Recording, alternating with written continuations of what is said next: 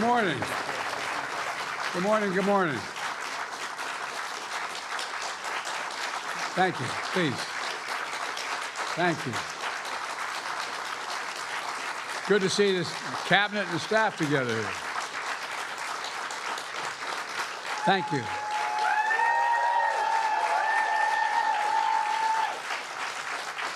Thank you, thank you, thank you. Please.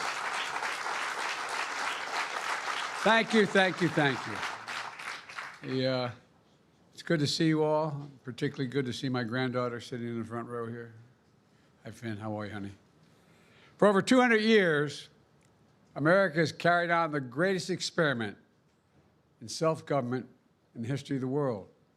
And that's not hyperbole, that's a fact. We're the people. The people vote and choose their own leaders, and they do it peacefully.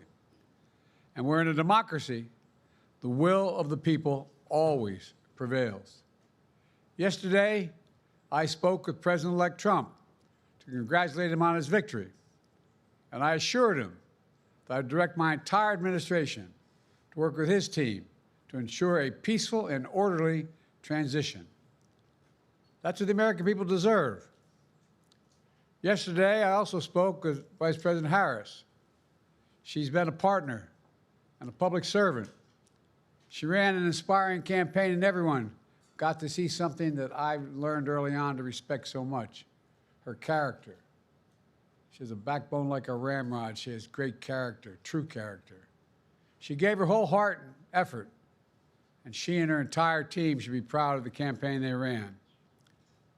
You know, the struggle for the soul of America, since our very founding, has always been an ongoing debate and still vital today. I know for some people, it's a time for victory, to state the obvious. For others, it's a time of loss. Campaigns are contests of competing visions.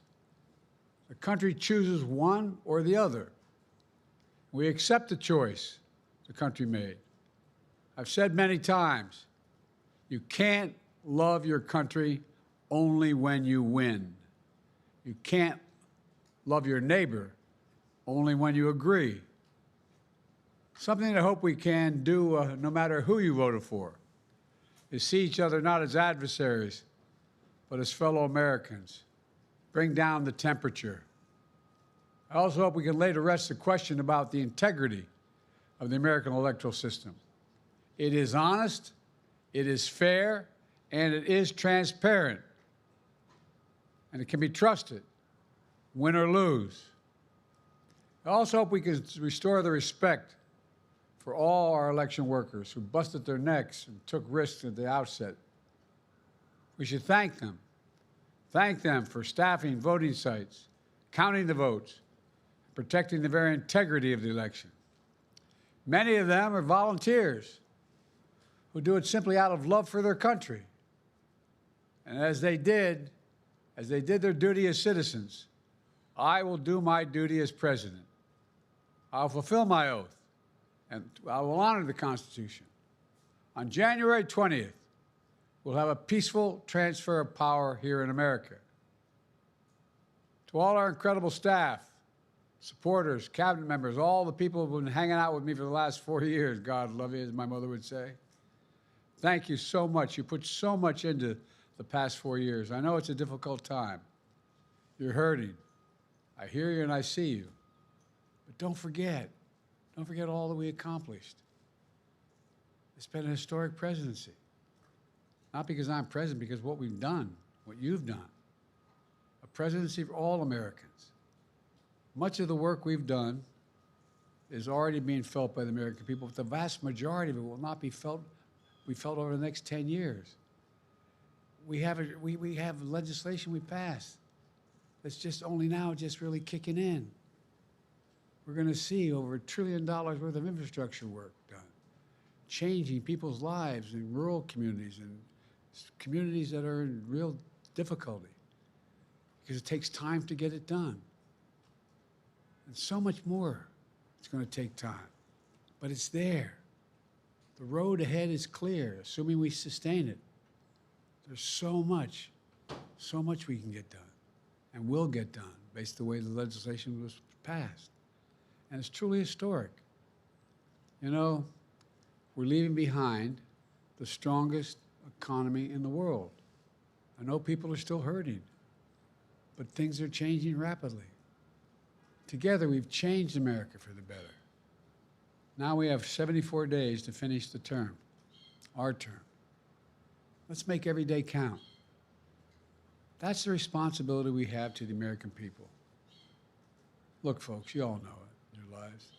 Setbacks are unavoidable, but giving up is unforgivable. Setbacks are unavoidable, but giving up is unforgivable. We all get knocked down, but the measure of our character, as my dad would say, is how quickly we get back up. Remember, a defeat does not mean we are defeated. We lost this battle.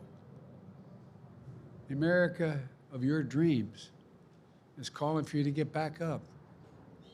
That's the story of America for over 240 years and counting. It's a story for all of us, not just some of us. The American experiment endures. We're going to be okay, but we need to stay engaged. We need to keep going. And above all, we need to keep the faith. I'm so proud to have worked with all of you. I really mean it. I sincerely mean it. God bless you all. God bless America. And may God protect our troops. Thank you, thank you, thank you.